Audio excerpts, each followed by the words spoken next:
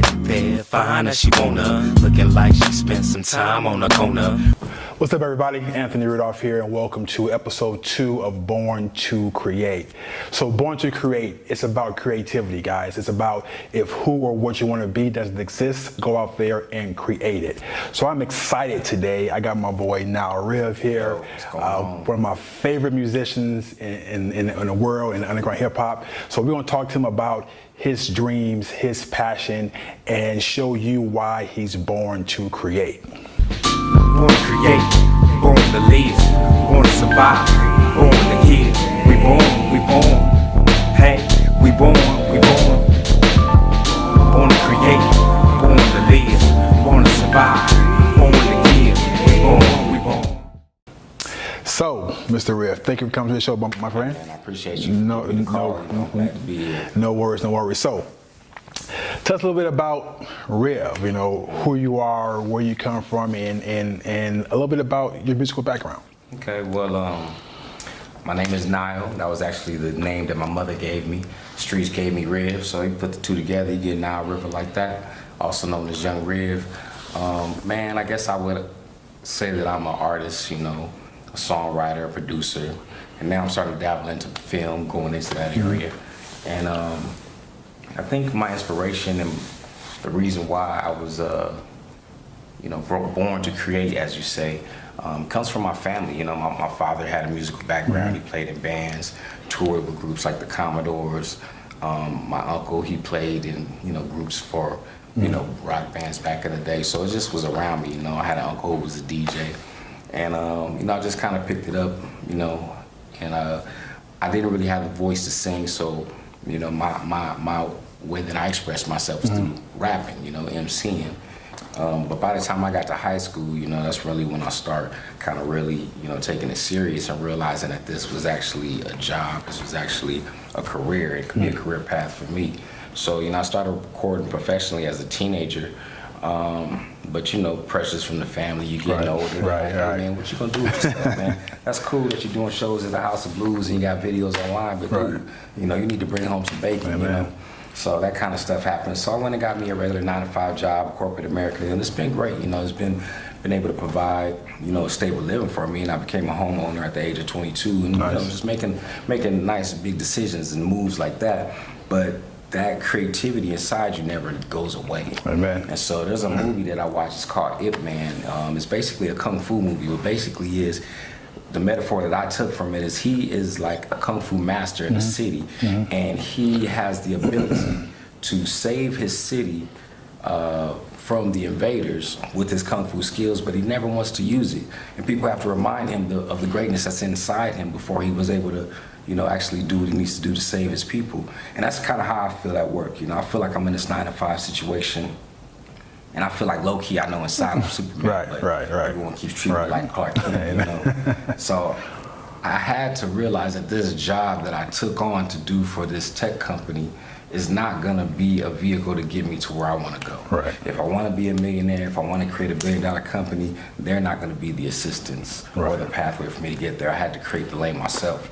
So basically what I did was I decided to use them as a tool, Every check that I got, I would invest in equipment, cameras, I would invest in mics, I would invest in, production equipment, software. And just over time, man, you give it a year, you look back and you have everything you need now to start putting your products out, develop and establish your LLC, create your business name, register, get your paperwork right, because that's going to be the first steps to getting you to where you need to go. So that's what path I'm on right now. Right. A good path. So let's go back a little bit, because I've known you for years. I mean, I can't remember who we met. Back. So you were in a very hot group in IE. That's true. And in my opinion, this is my opinion, that you were the best rapper, the best MC in the group from day one. Appreciate you. So talk a little bit about how you got into that group and how that brought you to where you are today.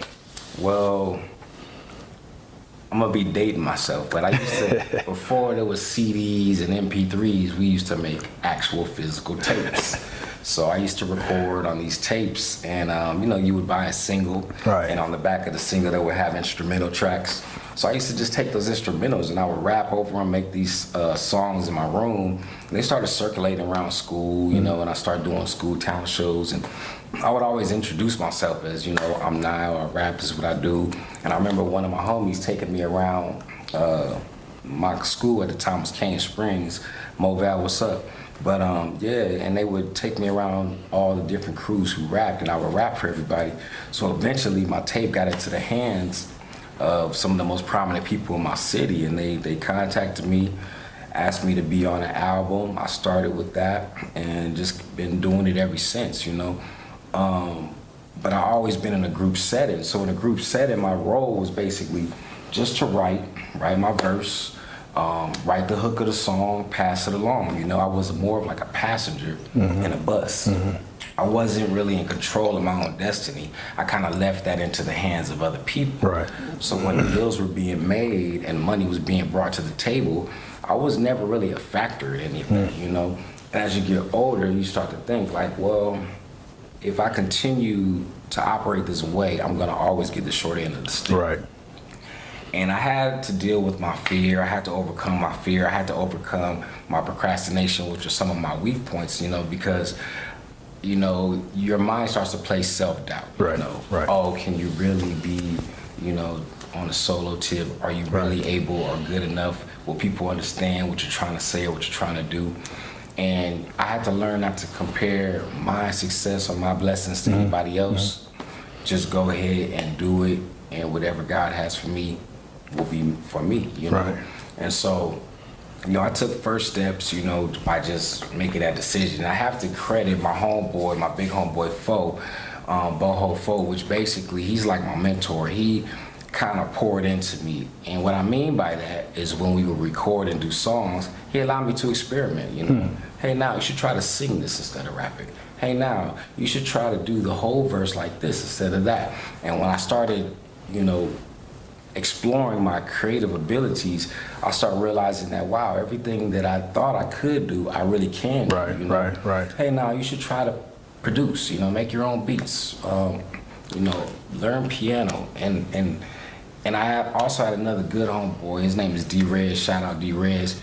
He kind of let me know that that I've been around this industry for so long, you know, that basically that you've seen more and you've experienced more than most of these cats out here. So Right. basically, you have all the tools that you need to be successful. Just go out and do it. And when you go out and you step out on faith and you put a product out for the world, whether it's a YouTube video, whether it's you know, a new hair product line, you have to be strong enough and secure enough in yourself to take the love that you're going to receive from people, as well as the hate and the criticism, you know? Amen. Because not everybody's going to understand what you're called to do, but you still have to step out on faith and do it, because there's enough people in this world that's going to be touched by what you do. Right. You know?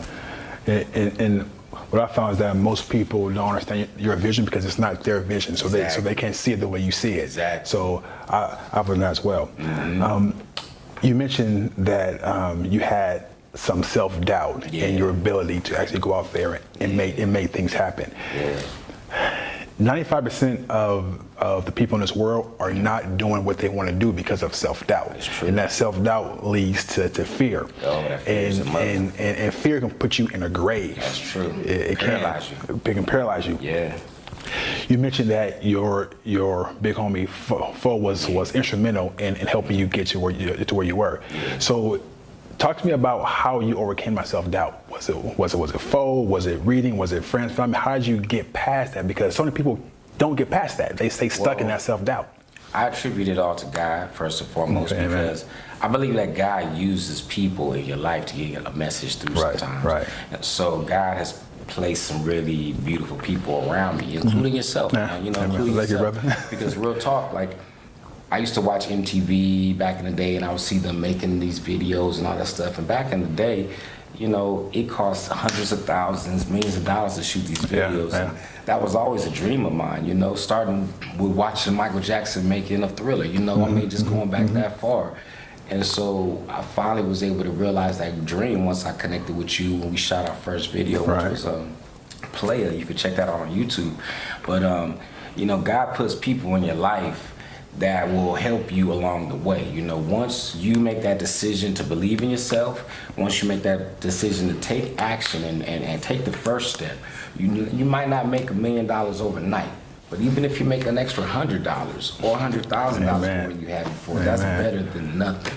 And that fear really, for a lot of years, kept me in my room, kept me looking out the window, kept me watching everybody else partake when I knew that I was capable to partake, but too scared to jump in. And so, you know, I read a lot of books as well, you know, along with the Bible, but a lot of books that helped me get along that path. And so I think that's the first thing I had to deal with, and I still battle with it. Yeah, of course. I think everybody does. I mean, that's like a lifetime battle, you know, self-doubt and not letting that fear creep up and just grab you by the neck and choke you out. Because I mean, even to this day, you know, even though we're doing better things, we're still fearful sometimes. You know, if it's a part of life. Everybody has ideas. Everybody has concepts. Everybody wants to be an entrepreneur, wants to sing, wants to rap, wants to be an MC, wants to be an actor, actress. But I've seen there's a lack of execution and people going after their dreams and what they want. That's true. And how important is it that people watching, if they have a dream, a concept, or something bigger than themselves, is to execute? Don't sit and wait, because like you know, Berkeley says, you know, Father Time is undefeated. You know, you will get old one day, and your body gets old, but your dreams never die. Yeah, that's true. Never die. So you can be 30, 40, 50, 60, 70, your dreams never die. So how important has execution played in your life, and why should people take action and execute right now? Well, I kind of have this theory, and I could be wrong, but I kind of feel like visions are kind of like the pathway to what needs to be brought into the world. So you have to visualize yourself in the ultimate situation that you want to be. If it's creating that company, if it's shooting that movie, if it's recording that song, if it's just performing on the specific dance stage, you know, whatever it is that you want to do, you definitely have to visualize and see yourself there first. Once you visualize it, you start to believe that you actually can put yourself in that situation, and you'll watch the lanes open. But see, if you get paralyzed by fear or self-doubt, or you take too long to question and mutter with the ideal too long, that ideal has to manifest itself in this world somehow. So somebody else will get that same very idea. You don't know how many times I've turned on the radio and I said, oh, he's doing what I'm doing. Or he used that sample I was getting ready to use. Oh, but I took too long, you know? And that had to come out in the world. So you definitely have to start where you are. You have to do what you can where you're at and start it. If it's not the end goal, that starting position and that step that you take is better than nothing. It's better than sitting and watching everybody else play. Right, you know? Right. So it sounds to me that you have the end goal in mind when you start, because you can actually see the finish line. So that helps you keeps you going every day. Keeps you going, because I can see where I want to go. Yeah. And even when we have to do things to create income for our family, we're cool because we know it's temporary, and we know we can see the finish line. That's true. And it's nothing like having that vision of where you're going to be in your head day in and day out. Yeah. And I've seen you since day one. Appreciate that. So yeah, man. I mean, you know, it's been an awesome experience working with you. And guys, we have a film coming out pretty soon that we're working on. So we've been working together for a long time doing videos. I don't rap or sing, so you know, I've been on the production side, so we're finally linking up and doing this really cool project. So you guys will see it pretty soon. But we're gonna link up his video player in the description, so check it out. Give the boy some love, and yeah, man. I mean, anything else you want to add before we get to the lightning round? Issues of Life, that's my first project. It's available on iTunes. You also can search it out. I have a Bandcamp link where you can purchase that. I'm working on a new project with my boy Boho Fo, the Twofold project. That should be coming this year. We're putting actually the mastering on that now. We're gonna be shooting a few more videos you'll be seeing. And I got a new company I'm putting out, 19 Dynasty is my new record company. And just gonna be dropping everything that I do from this point on, you know, independently. And I respect a lot of people out there. I'm gonna go back to hip hop because that's my profession, but you know, I respect some of the independent grinds out there like Tech Nine, Nipsey Hussle, Chance the Rapper, and some of the structures that they've actually established, you know, the direct to product and market lane where basically you don't need a middleman anymore. The internet is opening it up to where you can get your product directly to your consumers now. Build your fan base, you know, and keep in touch with them, you know, gather their email information, you know, give them content on a regular basis, be consistent, because once you build that fan base, that's your responsibility to maintain that and grow it, you know, grow the business. Yeah, and being consistent is key. You know, I can't tell you how many times that I failed because I was not consistent in seeing that project out to the very end. And that's one thing that I had to change in my life and say, hey, if I want this to grow, if I want this to be what I want it to be, I have to be consistent in everything I do. Even if it's not producing income right now, you're planting seeds, guys. And you are that seed by continuing to grind and hustle and make sure that what you're doing is going to provide and make sense for your family. But be consistent in what you're doing. Don't look at the right here and now, look at the finish line. That's why it's called faith. You know, faith is stuff that you really can't see here and now, but you can feel it and you know it's there. So we'll link up all the videos, all the SoundCloud, so you can check my boy out and support his projects, support what he's doing. So now we have something called the lightning round. All right. Ready? All right. Let me grab my phone and get. So pretty simple, pretty easy. Okay. So I'm gonna ask you a series of questions, and just the first thing comes to mind. You know, no thinking, just shoot them out. Shoot them out. Shoot them out. All right. So, it's a championship game, right? Basketball game. There are 3 seconds left on the clock. All right. You the coach. Oh, okay. Coach. You the coach. Who gets the ball? Jordan or Kobe? Jordan all day. Jordan all day? All day. All day. Okay. Okay. All right. Similar question. Michael Jordan Bulls or Kobe Bryant Lakers? It's a hard one. I'm gonna go with the Lakers because I'm LA all day. But in the '90s, man, I was a huge Bull fan. Yeah, okay. Got a lot of flack for that too. Yeah, so did I. Pepsi or Coke? I'm gonna go with Coke. You go with Coke? Yeah, I'm gonna go with Coke. Okay. All right. Tupac or Biggie? Tupac. That man changed my life. We used to study his music like it was the dictionary, man. Is that right? Yeah. Tupac, okay. All right. And here's a funny one, okay. If you wrote a book about failure, if it didn't sell, would it make it a success? Yes, because I executed and I still put my vision out. And sometimes, you know, how many people receive it does not gauge the success. Sometimes the success is just seeing something through, you know. So I would definitely be proud of myself if I did something like that. Okay, okay, cool.